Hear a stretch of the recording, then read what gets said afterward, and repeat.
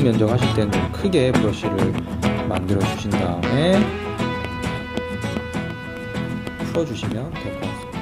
일단 아이패드에서 이 우측에 십자가 버튼을 누르시면 스크린 크기 사이즈로 작업 화면을 만들어 주시면 될 것 같습니다.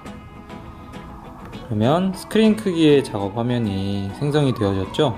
여기에서 왼쪽 상단에 동작 도구 툴로 들어가시면 설정을 하실 수 있어요. 설정 보이시죠? 여기 추가, 캔버스, 공유, 비디오, 설정 선택하셔서 브러쉬 커서를 체크를 해주시게 되면은 내가 그림을 그릴 때 표현이 되는 브러쉬가 이렇게 보이실 거예요.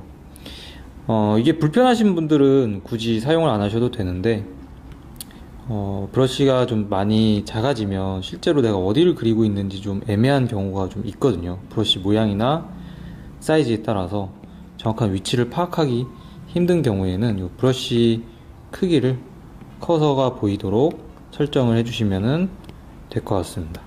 프로크리에이트 페인팅 할 때 이제 우리가 알아야 되는 여러 가지 기능들 중에 필수적으로 알아야 되는 게 몇 가지가 있는데, 일단 왼쪽 상단에 보면 갤러리 그리고 이제 여러 가지 이런 아이콘이 보이시죠? 얘네들은 전반적으로 보정 및 변형, 수정, 그리고 저장, 파일 불러오기 이런 기능들이라고 보시면 돼요.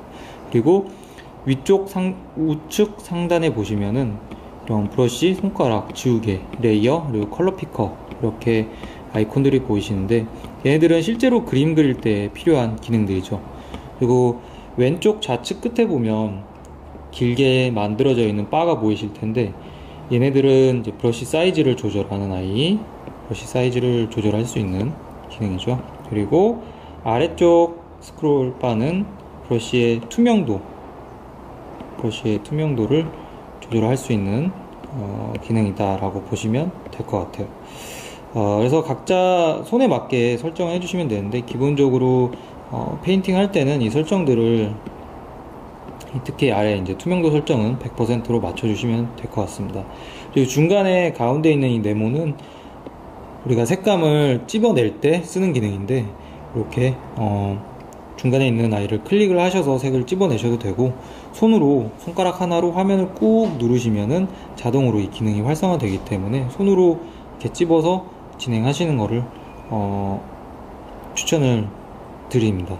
그리고 맨 아래쪽에 보면 화살표가 있죠. 뒤로 돌아가는 화살표, 내가 방금 그렸던 거를 되돌리기 하는 기능, 그리고 다시 앞으로 복구하는 기능. 그래서 얘네들을 활용하시면은 우리가 작업을 하다가 좀 실수로 뭔가 되돌리고 싶을 때는 지우개를 쓰셔도 되지만 뒤돌리기 기능을 활용해서 다시 복구를 하실 수 있다 라고 생각을 해주시면 될 것 같아요. 그래서 기본적으로 이 정도 기능만 알고 계시고, 나머지 이런 디테일한 것들은 우리가 작업을 하면서 제가 세부적으로 설명을 드리도록 하겠습니다. 오늘 처음 시작하는 거는 이 아이패드의 기본적인 기능들을 좀 익히면서 그림을 전혀 배워보지 못하신 분들도 충분히 쉽게 따라 그릴 수 있도록 접근하는 수업이 될 것 같은데요. 오늘은 기본적인 원구를 한번 그려보려고 생각을 하고 있습니다. 사실 이 원구 하면 생각보다 많이 본 이미지이기 때문에 쉽다라고 느낄 수 있는데, 제가 지금까지 수업을 하면서 느꼈던 거는 원구만큼 어려운 기초 예제가 없는 것 같습니다. 그래서 원구를 하다가 그만두신 분들도 굉장히 많거든요. 취미미술 강사 시절에 원구를 소묘로 작업을 하시다가 수업을 받으시다가 그만두신 분들도 굉장히 많습니다. 물론 이제 소묘 같은 경우에는 하나씩 라인으로 접근을 하기 때문에 굉장히 시간도 많이 걸리고 어렵죠. 이렇게 라인으로 묘사를 하게 되겠죠. 아무튼 이 기본적인 원구를 통해서 명암에 대한 이해와 그리고 이 아이패드에 접근할 때 사용되는 브러쉬 좀 쉽게 접근하실 수 있도록 설명을 드려보도록 하겠습니다. 일단 이 원구를 보면 우리가 지구상에 살고 있는 모든 물체들은 빛의 영향을 받고 있거든요. 이 빛이라는 아이가 어떤 식의 명암톤을 형성을 하고 있는지 파악하는데 굉장히 큰 도움이 된다고 생각하시면 돼요. 그래서 지금 보면 하이라이트, 하프톤, 섀도우, 최안부. 최안부는 가장 어두운 영역을 말하는 거죠. 그리고 반사광, 물체와의 지면 접촉점, 물체의 그림자, 이렇게 나눠 볼 수 있다라고 생각을 해주시면 됩니다. 근데 이런 부분들을 구체적으로 설명을 드리면 시간이 굉장히 많이 걸리기 때문에, 그리고 아마 많이 보셨을 거예요. 그래서 대략 이렇게 명암톤이 밝은 거에서 어두운 걸로 흐름을 만들어 간다. 그리고 이렇게만 흐름이 만들어가는 게 아니라 이렇게도 만들어 가죠. 이런 것들을 관찰을 해주시면 좋을 것 같습니다. 이 중에 이제 꼭 설명을 해야 된다라고 하면 이 반사광은 꼭 설명을 해야 되는 부분이긴 하죠. 왜냐면 반사광 같은 경우에는 그림에서 굉장히 포인트가 되는 영역이거든요. 포인트를 또 줄 수 있는 영역이기 때문에 중요한 부분이다 라고 생각을 해주시면 돼요. 그래서 이걸 그리면서 기본적인 이런 명암톤에 대한 것들을 함께 기능과 설명을 드려보도록 하겠습니다. 다시 갤러리로 돌아와서 아까 만들어 두셨던 스크린 사이즈의 작업 화면을 띄워 주신 다음에, 우리가 이제 그릴 브러쉬는 페인팅의 테레빈유 니코룰 브러쉬를 사용을 하도록 할게요. 이 니코룰 브러쉬는 기본적으로 기본 브러쉬, 넓적한 브러쉬랑 비슷한 형태를 띠고 있지만 약간 이런 질감이 형성이 되거든요. 그렇죠? 손에 피랍을 좀 약하게 주시면 이런 질감들이 형성이 됩니다. 그래서 좀 자연스러운 느낌을 낼 때는 이 니코룰 브러쉬를 사용을 하면 괜찮다라고 생각하시면 될 것 같아요. 그래서 저 같은 경우에는 이 니코룰 브러쉬를 기본적인 묘사를 할 때 많이 사용하고 있습니다.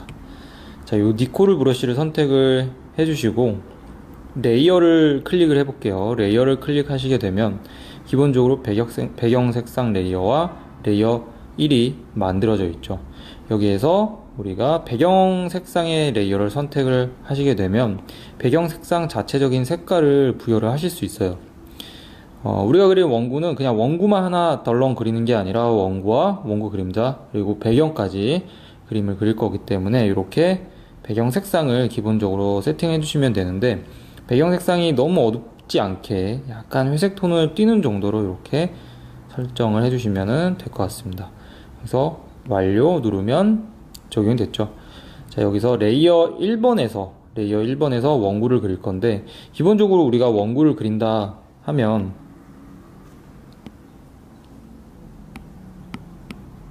이렇게 바로 동그라미를 그려 나갈 수가 있겠죠. 이런 식으로 동그라미를 그려 놓고 여기에서 회색 톤을 선택을 해서 좀 더 연한 동그라미, 이거보다 더 밝은 회색 톤을 선택을 해서 브러쉬 사이즈를 줄이고 더 연한 동그라미, 또 더 연한 동그라미, 이런 식으로 명암의 단계를 우리가 만들어 나가실 수 있어요. 이런 경우에는 햇빛이 이렇게 오겠죠. 이렇게 그려 나가실 수 있는데, 이제 이렇게 그릴 때 우리가 좀 주의해야 되는 단점이 뭐냐면 외곽 라인이 명확하게 동그랗게 표현이 돼야 된다는 것입니다. 그러려면 집중을 해서 굉장히 정확한 동그라미를 다듬어 줘야겠죠. 물론 실제 수작업이라면 이렇게 그리는 게 맞아요. 근데 수작업의 붓과 아이패드나 또는 타블렛의 펜의 느낌이 굉장히 다르기 때문에 사실 이렇게 정확한 동그라미 그리는데 사용되는 집중도가 조금 차이는 있거든요. 그리고 우리가 디지털을 활용하기 때문에 디지털에서 좀 더 쉽게 동그라미를 만들어서 원고를 그려보도록 하겠습니다. 기존에 그렸던 거는 지우개로 지워주시면 될 것 같아요. 자, 여기에서 우리가 정확한 원구를 만들 때는 왼쪽 상단에 S자 모양의 이 아이콘이 있으실 거예요. 이걸 클릭하시게 되면은 자동 올가미, 직사각형, 타원 이렇게 4종류로 선택을 하실 수 있는데 우리는 원형을 만들 거기 때문에 타원 선택을 해주시면 됩니다. 타원 선택을 해서 화면에서 펜을 드래깅 하시면 이렇게 원형이 만들어지는데 이 원형이 자유 원형이 되어져 있죠. 이런 경우에는 손가락 하나를 화면 위에 한번 올려보세요. 그러면 정원이 만들어지는 게 보이실 거예요. 다시 한번 해볼게요. 타원 선택, 드래깅, 손가락 올려놓고 정원이 만들어졌죠. 그래서 펜과 손가락 하나가 화면 위에 위치하게 되면은 이렇게 정원이 만들어집니다. 그래서 적절한 사이즈의 정원을 만들어 주시고, 자, 그러면 펜을 떼게 되면은 선택된 영역만 지정이 되어지는 게 보이실 겁니다. 여기에 색깔을 올릴 건데 가장 어두운 색을 올리는 게 아니라 약간 차콜 정도 되는 톤을 선택을 하셔서 올려주시면 될 것 같아요. 차콜 정도 되는 톤, 한 요정도? 요정도 되는 톤을 선택을 하셔서 이렇게 드래그해서 화면에서 컬러 피커에 있는 색감을 드래그해서 올려놓으면 색이 메꿔지죠. 그리고 클릭해서 설정을 해제해 주시면 됩니다. 이동 툴로 이렇게 이동을 하면 원의 위치를 적절한 화면의 적절한 위치에 이동을 시켜주시면 되겠죠. 자, 그럼 레이어를 보면 레이어 1번에 원이 하나가 만들어진 게 보이실 거예요. 이렇게 이동하실 때는 이동 툴을 활용하셔서 이 화살표 기능을 활용하셔서 이동을 시켜주시면 됩니다. 그리고 원의 사이즈를 좀 키우고 싶다라고 생각이 드시면 이 화살표 클릭을 하시게 되면 아래쪽에 자유 형태, 균등, 왜곡, 뒤틀기 총 4개가 선택이 되는데 균등 모드에서 손가락 2개로 사이즈를 이렇게 키웠다 줄였다 해주시면 될 것 같아요. 적절하게 키운 후에 한번 그려보도록 하겠습니다. 원이 너무 크거나 또 너무 작으면 그리기 힘들기 때문에 적절한 사이즈를 유지해 주시는 게 중요할 것 같아요.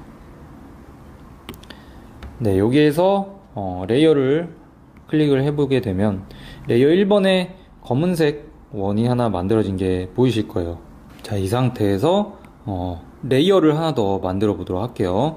십자가 모양을 클릭하셔서 레이어 2번을 생성을 하신 다음에 이 위에 이 명암톤의 단계에 그 다음 단계에 해당되는 명암톤을 칠해 보도록 하겠습니다. 제가 공유드린 이 원본 사진에는 명암톤이 이렇게 단계별로 설정이 되어 있는 게 보이시죠? 이 사진을 보고 접근해 주시면 되는데 이 명암톤을 색감을 선택하는 데 있어서 나는 색감 선택이 좀 어렵다라고 생각이 드시면 이미 우리가 칠해놓은 원구의 색상을 스포이드로 찍어 보시면 도움이 되실 거예요.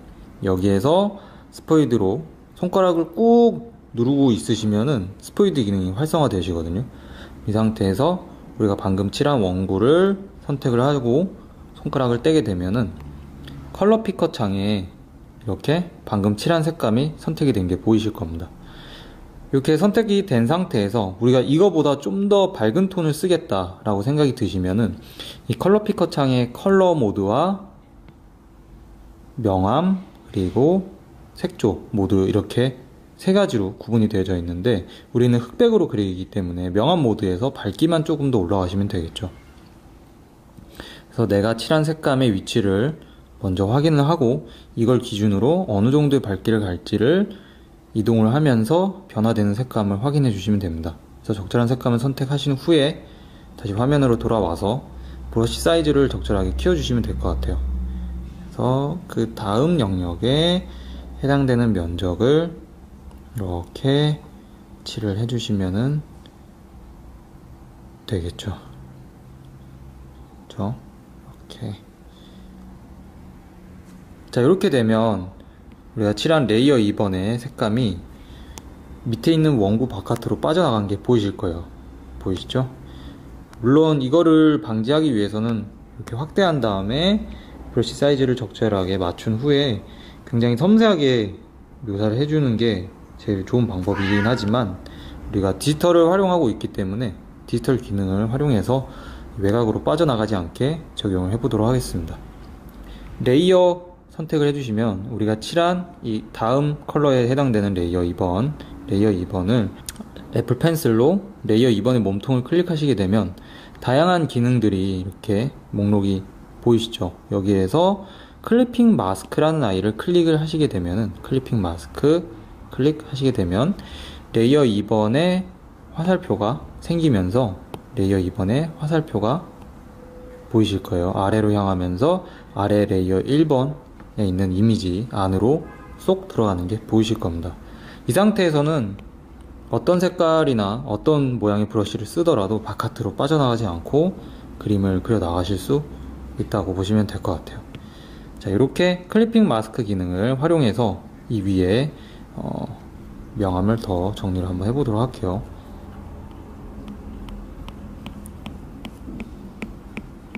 색깔 선택은 손으로, 손가락으로 꾹 눌러서 선택을 해주시면 될 것 같습니다. 한 요정도 되면 적절한 영역이 만들어진 것 같아요. 요거보다 좀 더 밝은 톤으로 그 다음 영역에 해당되는 톤을 칠을 해보도록 하겠습니다. 그럼 우리가 칠한 색감을 손으로 꾹 눌러서 컬러 피커에서 위치를 확인해 주신 후에 이거보다 좀 더 밝은 톤으로 당겨 주시면 되겠죠. 위로 올려주고 브러쉬 사이즈를 조절해서 좀 더 크게 조절해서 이렇게 그 다음 영역에 해당되는 컬러를 잡아주세요.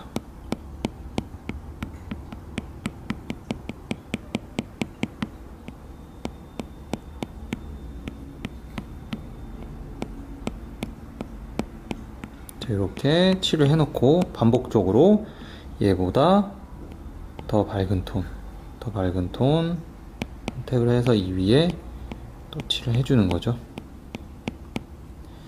지금같이 톤이 너무 급하게 변화가 되면 그림 그릴 때 굉장히 좀 어려워질 수 있으니까 이런 경우에는 톤을 좀 더 적절하게 다이나믹하게 변화되지 않도록 잡아주시는 게 좋을 것 같습니다.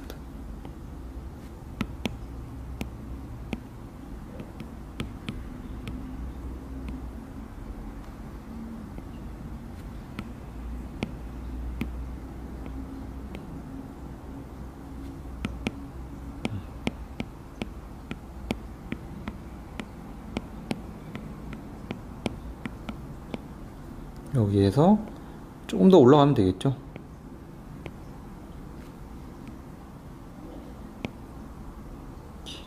그리고 최종적으로는 하이라이트까지 찍어주시면 우리가 보고 있는 원구의 대략적인 명암의 단계를 만들었다라고 생각을 해주시면 될 것 같아요. 지금 우리가 진행한 단계는 정확하게 어떤 단계라고 말씀드릴 수 있냐면 실제로 우리가 보고 있는 원구는 저렇게 명암의 단계가 명확하게 구분이 되어 있진 않죠. 보시면 굉장히 부드럽게 명암의 단계가 흐름이 이렇게 만들어지는 게 보이실 겁니다. 근데 우리가 칠한 저 명암의 단계들은 명암을 그룹화 시킨 개념이라고 보시면 돼요. 예를 들어서 하이라이트는 나는 이 정도 영역까지를 묶어줄 수 있어. 라이트 또는 하프톤 영역을 나는 이 정도까지 묶어줄 수 있어. 그 다음에 섀도우 영역은 나는 여기까지 묶어줄 수 있어. 이런 식의 명암을 그룹화 시키는 개념이라고 보시면 될 것 같습니다. 이 개념이 굉장히 중요한데 특히 인물 그릴 때나 정물 그릴 때도 굉장히 중요한 개념이라고 보시면 돼요. 이런 부분들은 계속적으로 수업을 하면서 제가 설명을 드리도록 할게요.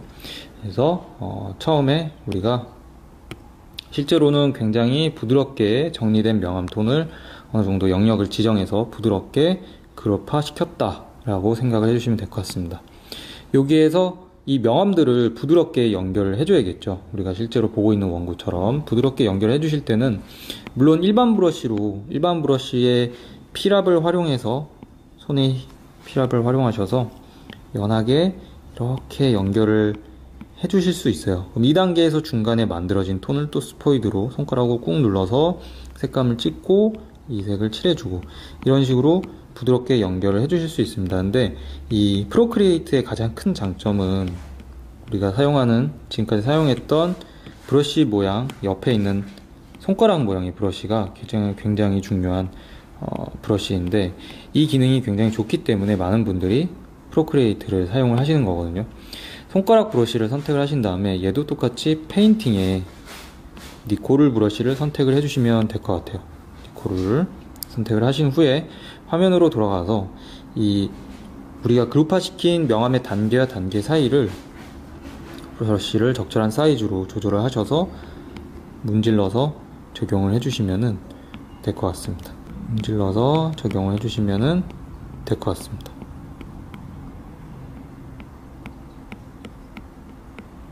이렇게 이걸 문지를 때 주의를 해주셔야 되는 건 뭐냐면 손에 힘을 세게 주고 문지르는 것과 손에 힘을 약하게 주고 문지르는 거의 차이가 좀 있거든요. 그래서 부드럽게 연결할 때는 손에 힘을, 피랍을 약하게 주고 문질러 주시면 더 좋을 것 같아요. 이렇게 문질러 주고 그 다음 명암톤의 연결도 브러쉬가 중간에, 자세히 보시면 브러쉬가 중간에 위치를 하고 있죠.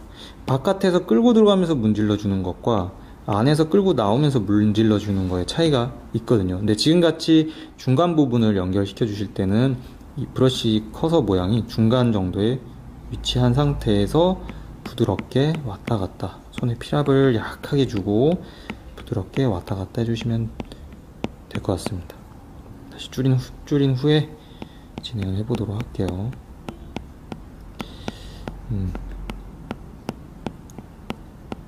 그래서 피랍의 정도를 어느 정도로 해주는 게 좋을지 이런 것들도 한번 연습을 해보시면 좋을 것 같아요. 디지털 페인팅에 있어서 가장 핵심적인 건 피랍 조절이거든요. 이게 타블렛 그림이든 아이패드 그림이든 손에 피랍을 어느 정도 줬을 때 어떤 느낌이 표현이 되고 어떻게 적용이 되는지를 파악을 해주시는 게 굉장히 중요합니다. 자, 부드럽게 연결을 해주시면 되겠죠. 자, 그 다음에 그 다음 영역 부드럽게 보시고, 사이즈가 명암에 그룹화된 간격의 사이즈가 줄어들면 브러쉬 사이즈도 적절하게 줄여서 적용을 해주시면 좋을 것 같아요.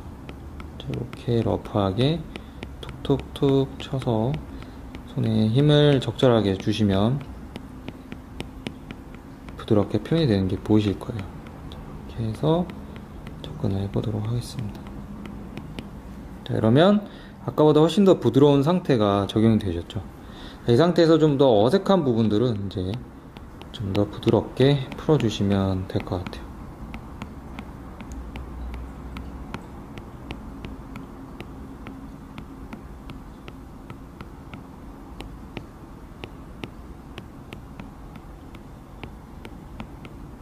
천천히 관찰을 하면서 명암의 단계가 어떻게 연결이 되는지, 자연스럽게 보이는지 이런 것들을 관찰을 하시면서 풀어주시면 될 것 같아요.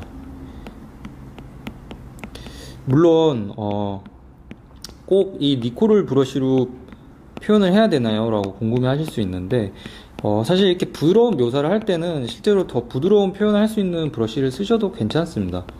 그렇게 연습을 따로 해보시는 것도 추천을 드립니다. 근데 니코를 브러쉬를 쓰는 이유는 제가 그림을 그리는 데 있어서 가장 핵심적인 요소인 덩어리감, 면적에 그룹화 시키는 이 개념을 좀 더 자연스럽게 익히게끔 도와드리기 위해서 이 브러쉬를 실제로 쓰고 있거든요. 그리고 수업할 때도, 오프라인 수업에서도 이 브러쉬를 굉장히 많이 쓰고 있기 때문에 이걸로 일단은 진행을 해보도록 할게요. 자, 그러면 명암의 단계가 조금씩 부드럽게 적용이 되는 게 보이시죠? 천천히 돌려주시면 될 것 같아요.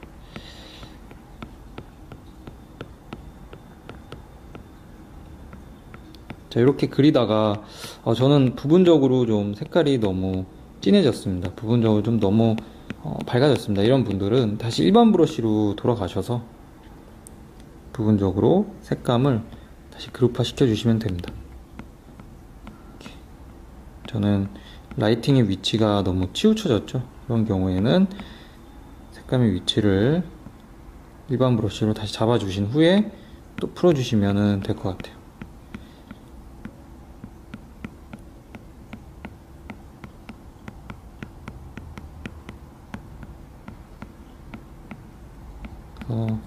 부드럽게 풀면서 이 중간 단계를 만들어 주시면 되겠죠.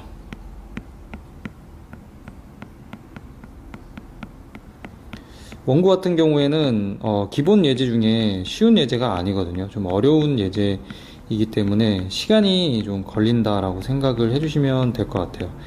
그럼에도 불구하고 많은 학원들이 이 원고를 처음에 연습하는 가장 중요한 이유는 뭐냐면 많은 물체들이 사실 직사각형 모양으로 생겨 있진 않아요. 우리가 공장에서 만들어낸 물체들이 아닌 이상은 거의 이렇게, 특히 자연물들은 이런 원구 형태를 기반으로 해서 보여지는 물체들이 훨씬 많거든요. 그래서 원구를 우리가 연습을 하는 거고, 그리고 이렇게 부드럽게 표현하는 연습이 좀 그림을 그릴 때 굉장히 좀 어려운 표현이라고 생각하시면 되거든요. 그런 부분들을 미리 연습을 한다라고 생각을 해주시면 될 것 같습니다. 그래서 원구를 우리가 많이 그리는 거죠. 자, 이렇게 완전 똑같이 그리는 게 아니기 때문에 적절하게 어느 정도만, 붓터치가 조금은 남을 수 있어요. 붓터치가 좀 남아도 되니까 어느 정도 명암의 단계가 자연스럽게 정리가 됐다 싶으면 이제 그 정도에서 마무리를 해주셔도 됩니다. 그러면 기본적으로 우리가 하이라이트, 저는 아직 하이라이트를 안 찍었죠. 하이라이트 좀 더 풀어볼까요? 좀 더 풀어볼게요. 하이라이트를 좀 더 풀고, 라이트의 영역의 존을 좀 만들어주면 좋을 것 같아요. 저 같은 경우에는 너무 차이가 너무 없기 때문에 하이라이트를 풀어서 라이트 존을 만든 거죠. 이렇게 라이트 존을 좀 만들어 놓고, 믹스 브러쉬로 풀어주시게 되면은 기존 색감이 풀리면서 이전에 있는, 주변에 있는 색깔과 섞이게 되는데, 그 섞이는 과정에 중간 톤이 만들어지거든요. 그런 컬러들을 적절하게 활용을 해주시면은 좋을 것 같아요. 라이트 존이 만들어졌습니다. 적절하게 만들어졌죠? 이 정도면은 된 것 같아요.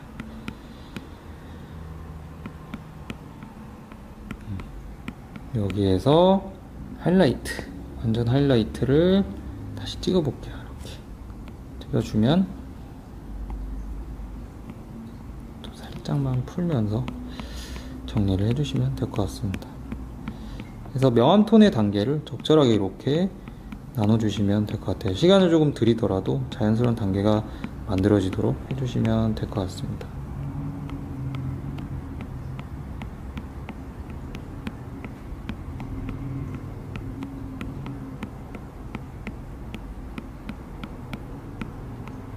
노력을 하면, 시간을 들이고 노력을 하면 이렇게 부드러운 단계가 만들어지는 게 보이시죠?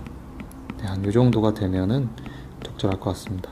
이 단계에서 중요한 거는 브러쉬를 우리가 어느 정도 손에 익게 하게끔 하는 연습과 필압, 애플 펜슬 디지털에서 그림을 그릴 때 필압에 대한 부분을 익히는 과정이라고 생각을 해주시면 되거든요. 그래서 어느 정도 힘을 줬을 때 어떤 느낌이 나는지, 그리고 이 손가락 브러쉬를 활용할 때도 필압에 적용되는 그 차이를 느끼는 게 굉장히 좀 중요하다라고 생각을 해주시면 될 것 같습니다.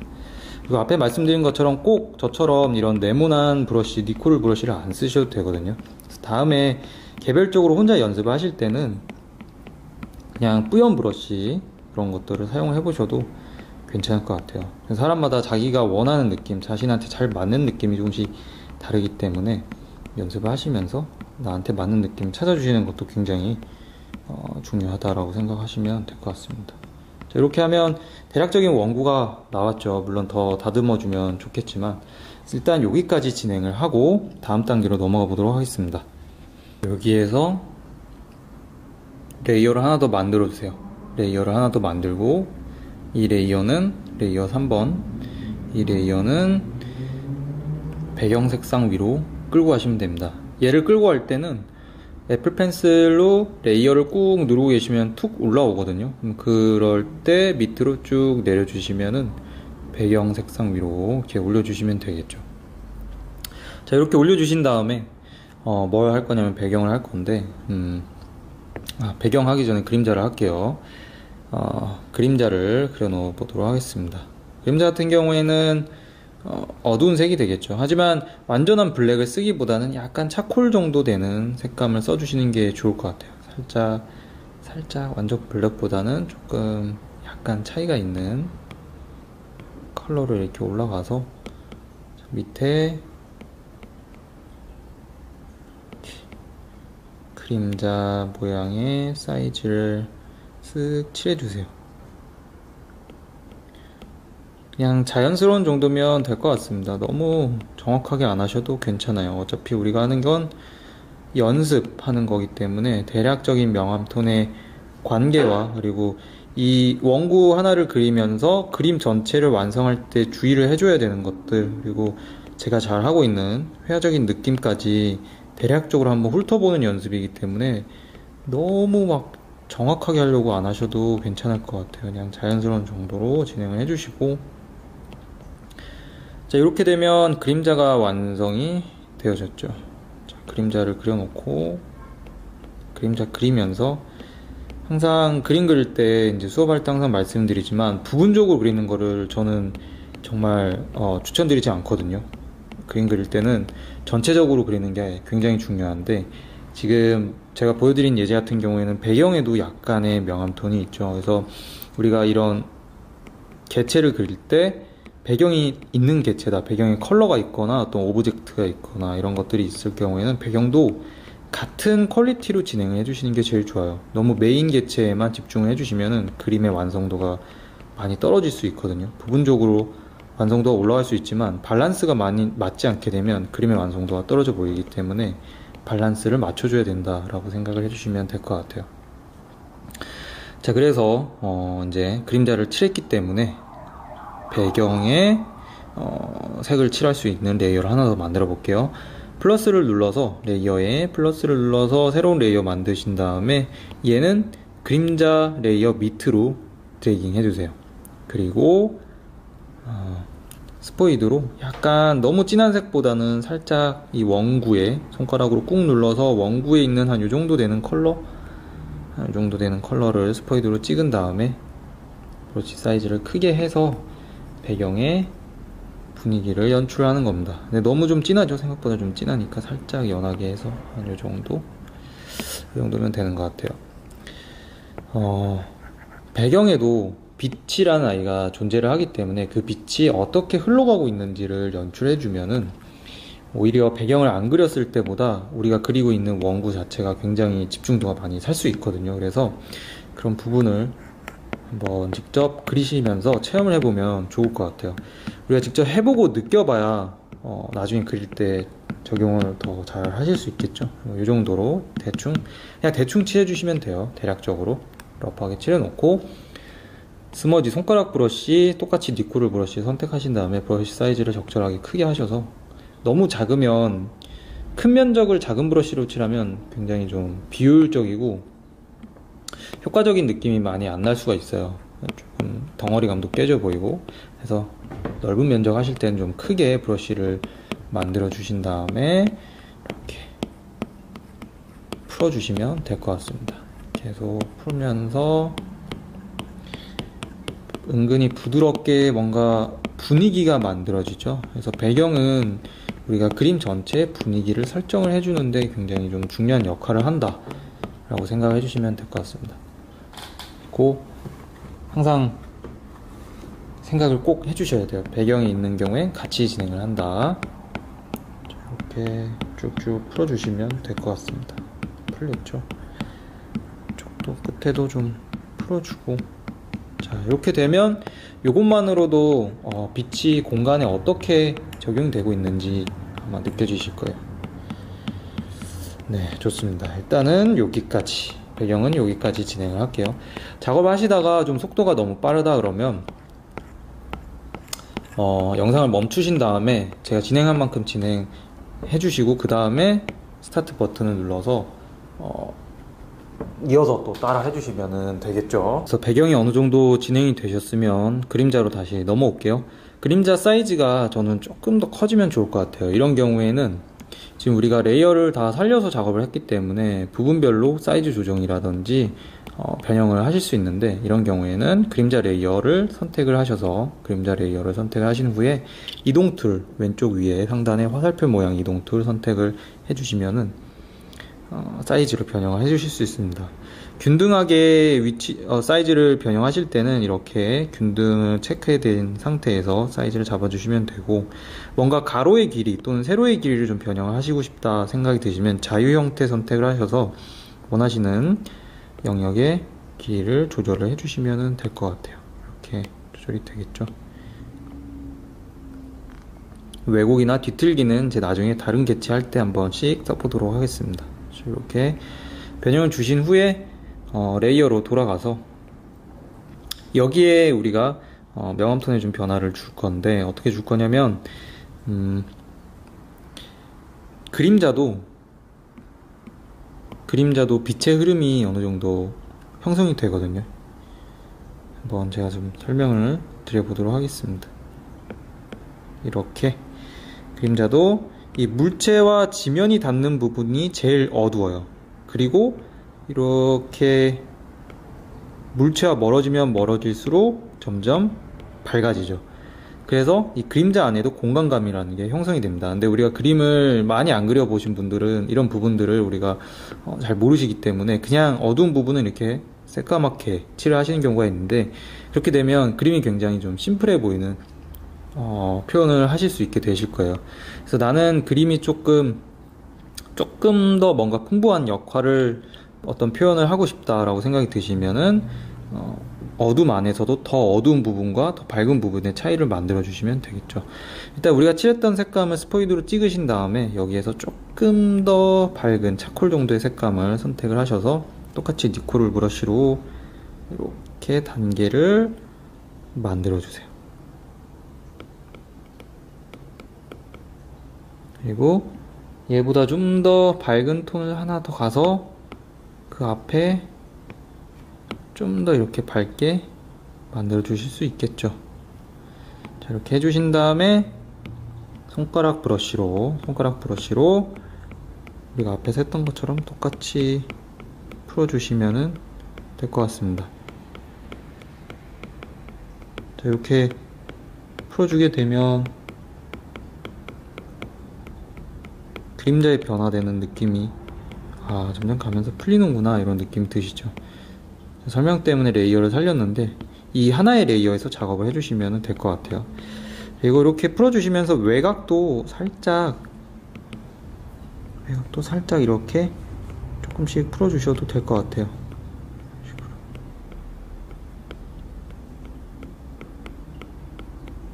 주변에 좀 지저분한 터치가 남아도 괜찮거든요. 나중에 또 따로 지워주실 수 있으니까 살짝 이렇게 풀어주시면 될 것 같습니다. 이 외곽 경계가 조금 더 나는 확대해서 섬세하게 풀어주겠다 그러면 이렇게 사이즈를 적절하게 조절하셔서 섬세하게 정리를 해주시면 돼요. 근데 물체와 지면이 붙는 부분은 좀 많이 풀어지면 어색하기 때문에 멀어질수록 조금씩 자연스럽게 풀어지면 더 좋겠죠. 그리고 나는 좀 더 분위기를 내고 싶다, 나는 더 풍부한 분위기를 내고 싶다 그러면 그림자에서의 명암 톤의 변화를 좀 더 많이 주셔도 돼요.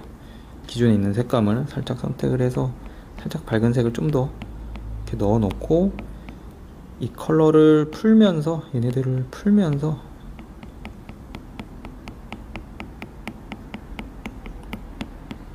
그러면 그림자의 명암 단계가 좀 더 다이나믹하게 표현이 되는 게 보이실 겁니다.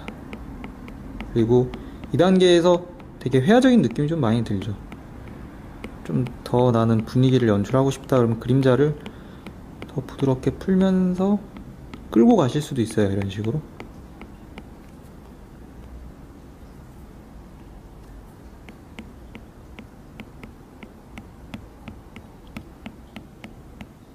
이렇게 끌고 갈 수도 있겠죠.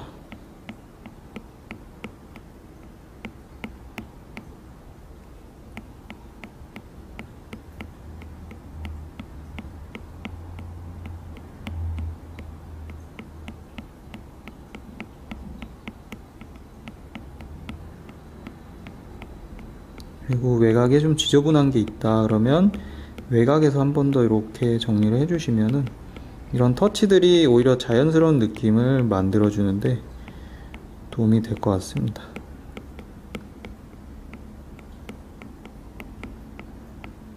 이렇게 정리가 됐죠. 네, 일단은 여기까지 진행을 해주시면 될 것 같아요.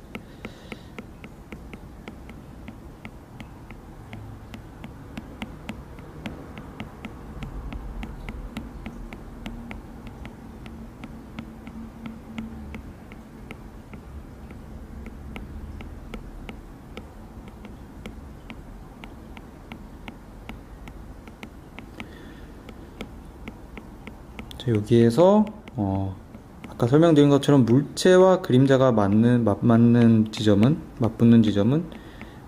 빛이 토과되지 않기 때문에 굉장히 어둡게 표현이 되거든요. 그래서 실제로 가장 어두운 컬러를 선택을 하신 다음에 가장 어두운 컬러는 가장 끝부분에 칠해 주시면 될 것 같습니다.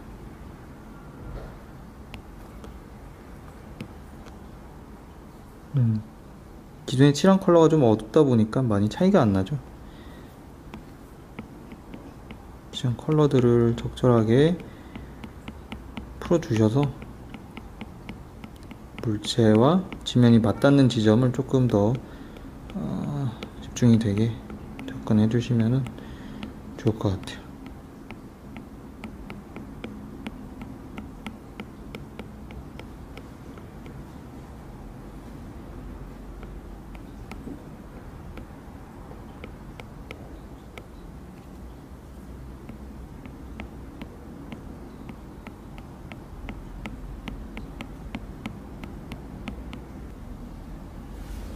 자, 이렇게 그림자가 어느 정도 정리가 되셨으면은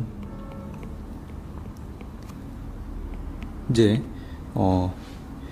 이 배경 부분 한 번 더 다듬어 볼게요. 만약에 그림자가 좀 나는 마음에 안 든다, 이 그림자가 좀 마음에 안 든다, 모양을 변화시키고 싶다라고 생각이 드시면 아까 말씀드렸던 이 이동 툴로 가셔서 이동 툴의 균등 자유 형태로 변형을 주셔도 되지만 뒤틀기 모양으로 선택을 하시면은 부분적으로 이렇게 총 9단계로 나눠지거든요. 이 나눠진 단계에서 각 영역마다 아무 위치나 선택을 하셔도 괜찮습니다. 원하는 위치 선택을 하셔서 이렇게 모양을 또 다듬어 주실 수 있으실 것 같아요. 근데 원고 같은 경우에는 그렇게 모양적인 부분에 우리가 신경을 많이 안 써도 되기 때문에 많이 찌그러지지 않은 이상은 이렇게 정리를 해주셔도 괜찮을 것 같습니다. 그래서 적용하신 후에 다시 배경 레이어로 돌아와서 레이어 4번에 이 배경 색상 위에 있죠? 배경 레이어. 이 위에 새로운 레이어를 하나 더 만들게요. 새로운 레이어 하나 만드신 다음에 우리가 그림자는 연출을 했어요. 이 배경과 원고의 그림자 영역에 그림자 어두운 부분들은 연출했죠. 이 안에서 또 밝은 부분을 연출할 수 있는데 지금 빛이 어떤 개념으로 오고 있냐면 햇빛이 이렇게 있으면 이렇게 원고를 내려쬐고 있죠. 그러면 이런 개념으로 이렇게 배경에 빛이 만들어진다고 보시면 될 것 같아요. 이런 식으로 만들어지겠죠. 그래서 이런 부분에 라이팅을 올릴 수 있는데 방금 생성한 이 배경 레이어 위에 생성한 새로운 레이어에서 한번 밝음을 부여하도록 하겠습니다. 스포이드로 기본적으로 칠한 기본톤을 찍으신 후에 그러면 컬러 피커 창에서 색상이 선택이 되어지겠죠. 여기에서 기본적으로 좀 더 밝게 살짝 올리신 다음에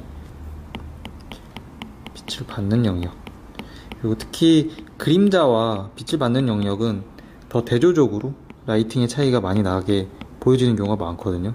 그렇게 되면 좀 더 극대화된 집중도를, 시각적인 집중도를 많이 유지를 해주실 수 있을 것 같아요.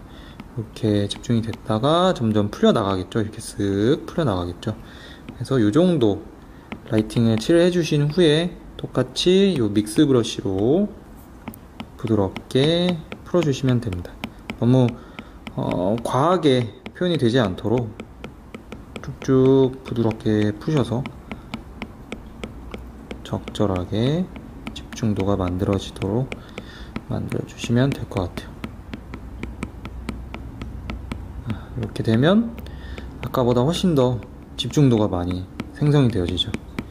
그래서 항상 그림을 그리실 때 어떤 물체에만 집중을 주로 된 어떤 메인에만 집중하시는 게 아니라 그 주변의 관계들을 같이 꼭 봐주셔야 돼요. 인물 그리실 때도 꼭 인물만 집중해서 그리셔야 되는 게 아니라 그 사람이 입고 있는 의상이라든지 주변에 있는 어떤 배경에 있는 오브젝트들 또는 배경, 이런 부분들을 항상 같이 진행해 주셔야 우리가 보고 있는 그 물체가 전체적으로 완성이 됐을 때 어떤 집중도, 어떤 느낌을 부여할 수 있을까라는 거를 예측을 하실 수 있거든요. 근데 부분적으로만 그리시게 되면 굉장히 전체적인 거를 컨트롤하기가 어려워지신다 생각하시면 될 것 같아요. 그래서 처음부터 좀 좋은 습관을 길들인다 생각을 하고 이 원고 그릴 때 이런 부분들을 잘 관찰해 주시면 도움이 될 것 같습니다.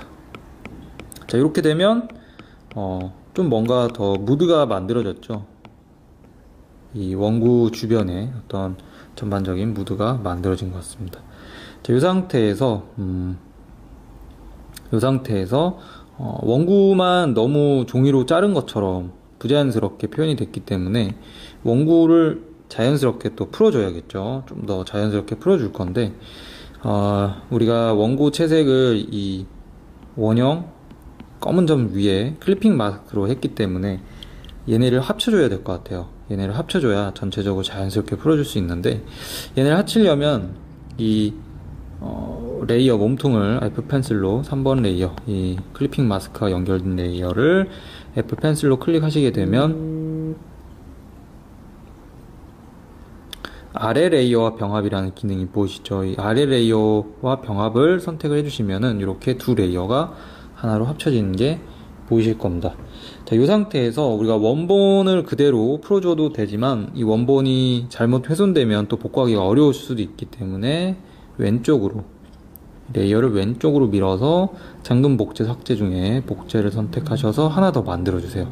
그리고 밑에 원본은 체크를 꺼서 보이지 않게 해주시면 더 좋을 것 같습니다. 자, 그러면 복제된 레이어 원구를 한번 풀어보도록 하겠습니다. 얘 같은 경우에는 니코를 브러쉬로 이 외곽, 우리가 가위로 자른 것 같이 너무 부자연스럽게 보여지는 이 외곽을 살짝 자연스럽게 이렇게 풀어주시면 될 것 같아요. 브러쉬 사이즈를 적절하게 조절하셔서 이 과정에서도 손의 힘, 피랍이 굉장히 좀 중요하게 역할을 하거든요. 자, 이런 식으로 부드럽게 풀어주시면 될 것 같습니다. 들어내리고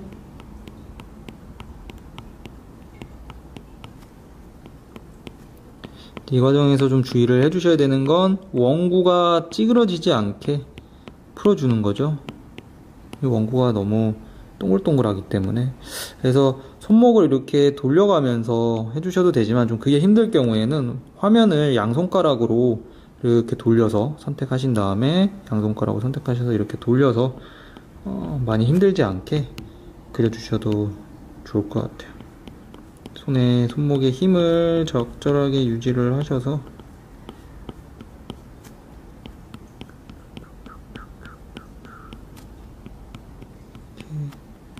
조금 지저분하게 풀어줘도 되기 때문에 이렇게 정리를 해주시면 될 것 같아요. 이렇게 됐죠?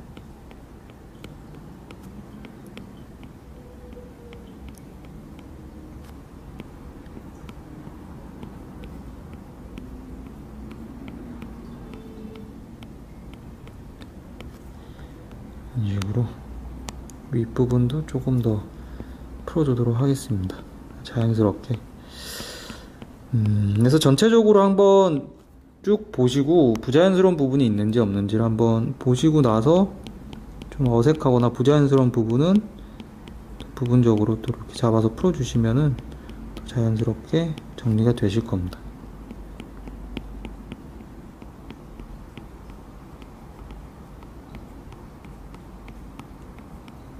천천히 자연스럽게.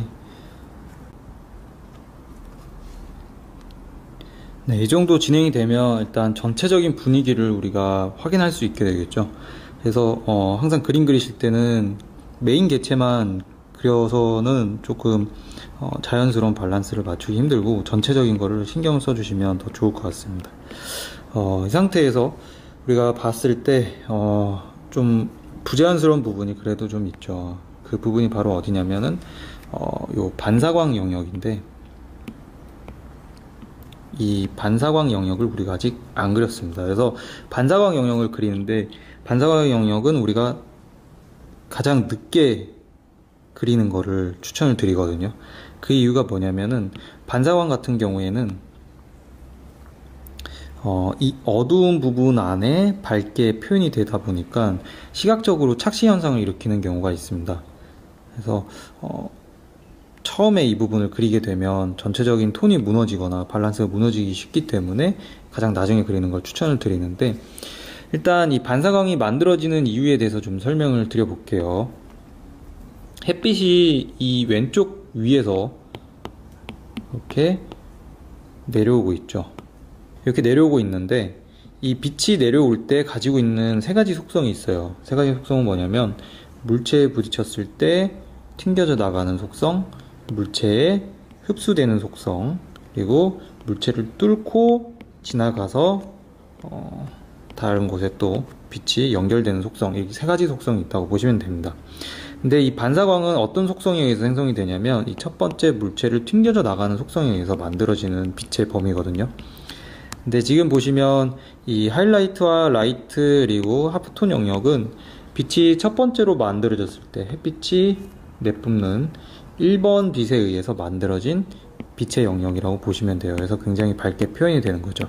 근데 이 반사광 같은 경우는 햇빛이 빛을 내뿜었을 때 첫 번째로 지금 이 바닥에도 빛이 닿게 되겠죠. 바닥에 닿은 빛이 튕겨져 나오면서 두 번째 만들어진 빛에 의해서 만들어지는 빛의 영역이다 라고 생각을 해주시면 됩니다. 그래서 이 빛에 튕겨져 나와서 만들어지는 빛들은 힘이 다이렉트로 오는 빛들보다는 좀 약하거든요. 그래서 조금 보면 물체나 이런 것들을 관찰해 보면은 지면과 가까운 부분에 반사광이 좀 많이 보여지고, 지면과 멀어지면 멀어질수록 반사광들이 연해지는 거를 보실 수 있게 되실 거예요. 그래서 그림자랑 가장 많이 붙어 있는 부분이 최대한 밝게 보이는 경우가 많은 거죠. 지면과 가까운 부분. 자, 그래서 이 부분을 이제 치료해 볼 건데, 우리가 이 반사광을 나중에 그리는 이유는 착시 효과 때문에 그런 경우가 많다라고 말씀드렸는데, 이 착시 효과가 어떻게 일어나는지 또 설명을 한번 드려보도록 할게요. 자, 이렇게 보시게 되면 어떤 원이 더 밝아 보이고 어떤 원이 더 어두워 보이시나요? 이게 우리가 흔히 겪을 수 있는 병암톤에서의 시각적 착시 효과거든요. 그래서 주변에 어떤 컬러가 있냐에 따라서 같은 명암톤이더라도 더 밝게 보이거나 더 어둡게 보이게 되는 거죠. 그래서 앞에서 말씀드린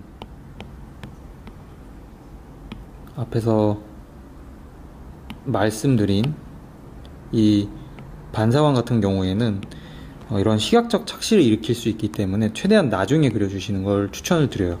그래서 레이어를 하나 살린 다음에 여기에 반사광을 넣을 건데, 반사광을 넣으실 때 내가 실제로 보이는 정도의 밝기보다는 그거보다 조금 더 어두운 톤을 먼저 넣어보는 게 가장 좋거든요.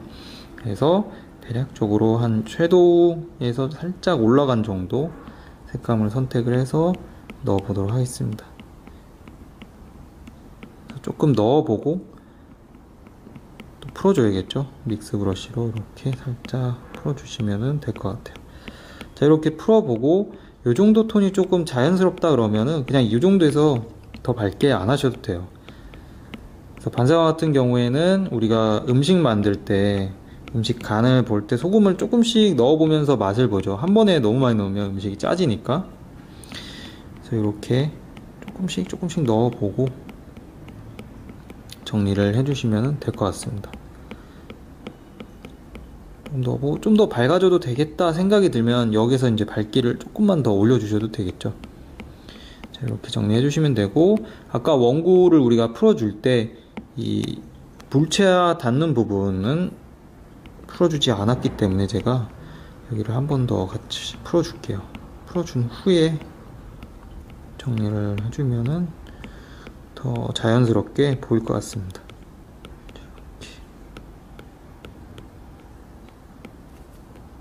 네, 이렇게 풀어줬죠.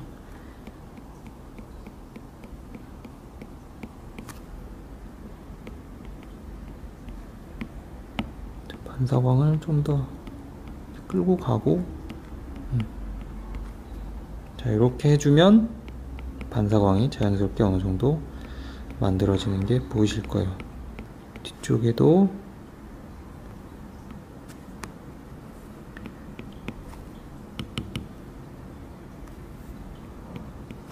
살짝 밝은 톤 이렇게 넣어서 또 풀어주면 자연스럽겠죠. 자, 이렇게 반사광을 넣으실 때 원본 이미지를 좀 훼손하는 게 내가 지금까지 열심히 잘 그려놨기 때문에 원본 이미지가 좀 훼손이 되는 게 부담스럽다라고 생각이 드시면 새로운 레이어를 만드신 후에 그림을 그리셔도 돼요. 우리는 디지털을 활용하기 때문에 디지털을 적극적으로 활용해 주시면 더 좋겠죠. 그래서 각자 상황에 맞게, 각자의 편의에 맞게 사용해 주시는 게 가장 좋을 것 같습니다.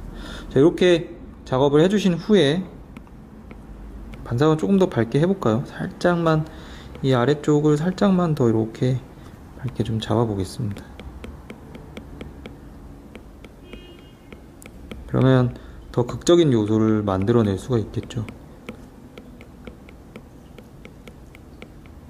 그래서 이런 부분들이 우리가 사진을 보고 그리더라도 사진보다 더 그림으로서의 매력을 만들어 나갈 수 있는 부분이라고 보시면 돼요. 사진보다 더 강하게 넣어줄 수도 있고, 사진보다 더 약하게 넣어서 또 표현을 해줄 수도 있고, 또는 어떤 부분을 과장시키거나 축소시킴으로써 그림의 어떤 집중도를, 사진에서 만들어지지 않는 집중도를 시각적으로 표현을 해주실 수 있는 거죠. 이게 그림의 큰 장점이라고 저는 생각을 하는데, 이런 부분을 접근하시려면 앞에서 말씀드린 것처럼 부분적으로 그리는 것보다는 전체적으로 그리시는 게 더 굉장히 효율적으로, 효과적으로 접근해 나아갈 수 있다 생각하시면 될 것 같습니다.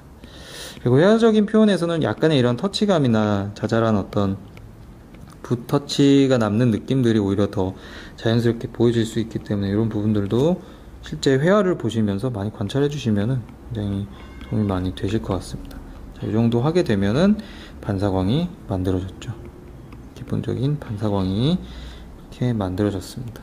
자, 이 상태에서 이 상태에서 마무리를 한번 해볼 건데, 마무리는 어떻게 하냐면, 우리가 그림의 전체적인 마무리를 할 때 항상 외곽을 신경을 써야 되거든요. 그걸 우리가 엣지라고 하는데, 엣지 라인 또는 엣지, 그냥 엣지라고도 하죠.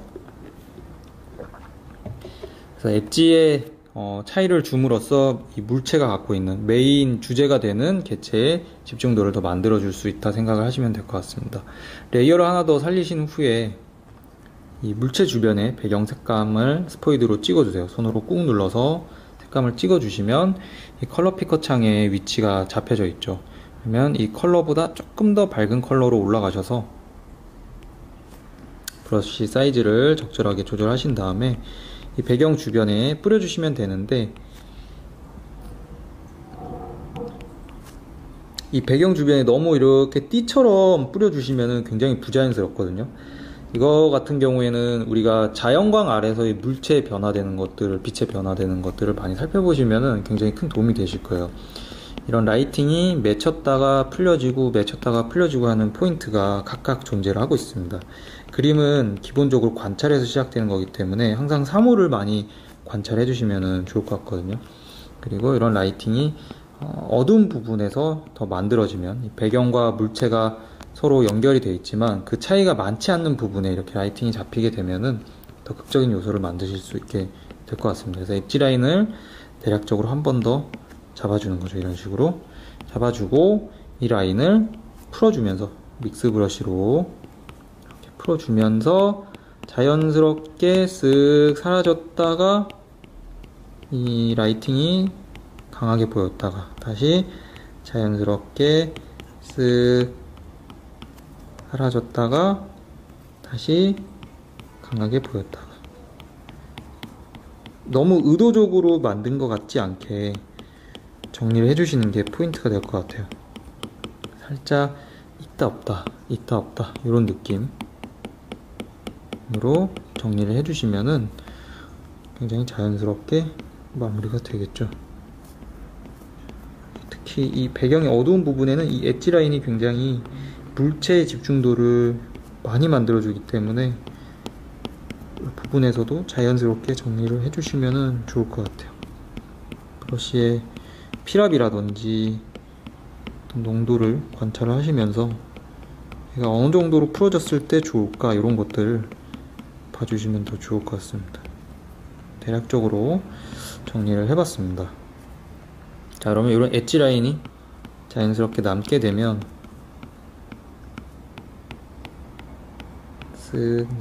한번 레이어를 껐다 켰다 하면서 비교를 해보도록 할게요. 우리가 방금 칠한 엣지 라인이 있고 없고의 차이로 물체 집중도가 더 형성이 되죠. 자, 이렇게 잡아주시면 더 자연스럽게 그림을 그려 나가실 수 있게 되실 것 같아요. 꼭 레이어를 이 원구 위에 안 만드셔도 됩니다. 원구 밑에서 하셔도 되고, 원구가 풀려진 그 그림자 라인을 좀 덮어가면서 하겠다 그러면 원고 위에서 하셔도 되고, 그런 것들도 한번 자신의 성향에 맞게 변형을 하시면서 연습을 해보시면 좋을 것 같아요. 자, 여기까지 일단 진행을 하고, 여기서 이제 좀 부족한 부분들은 시간을 내서 조금씩 더 만져주시면 좋을 것 같아요. 좀 부족한 부분은 레이어들을 왔다 갔다 하면서, 레이어 위치를 왔다 갔다 하면서 좀 더 다듬어 주시면 되겠죠.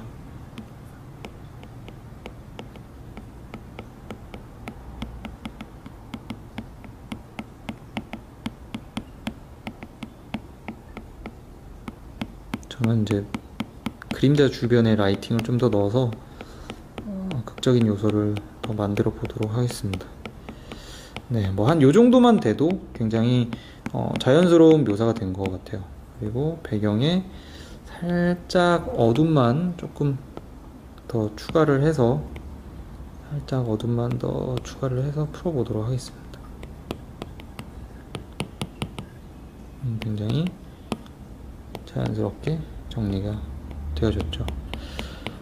물론 지금 짧은 시간 안에 원구를 완성을 하다 보니 이 원구 자체의 어떤 디테일이 좀 떨어지는 부분들도 조금 있어요. 그래서 시간이 되시면은 웹에서 원구 검색하셔서 좋은 이미지를 보고 다시 한번 연습해 보는 걸 추천을 드리고, 이번 시간에 이제 배운 거는 레이어에서 클리핑 마스크 연결하는 것과 기본적으로 우리가 쓰는 브러쉬들, 어떤 브러쉬를 쓰는 건지, 그리고 이동 툴 활용, 그리고 이런 원구 만들 때 정원을 만드는 거, 이 정도를 우리가 연습을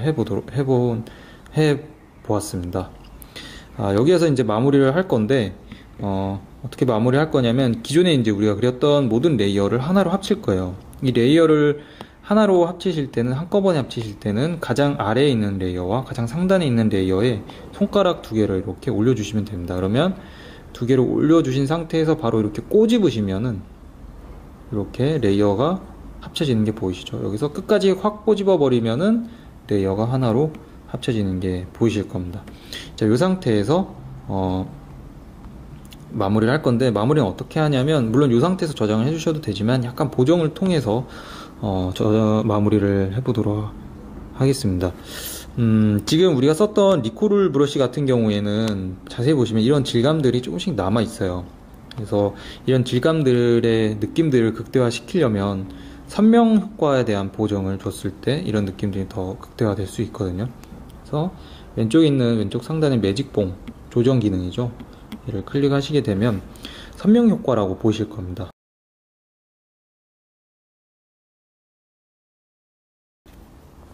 선명 효과를 우측 끝으로 쭉 당겨 주시면 선명하게 보이는 게 아마 확인이 되실 거예요. 여기서 좀 나는 부족하다 싶으시면은 다시 이 매직봉을 선택을 하신 다음에 다시 한번 선명 효과, 다시 한번 우측으로 당겨 주시면 한 번 더 그 위에 중첩해서 선명도를 부여를 하실 수 있는 게 보이실 겁니다.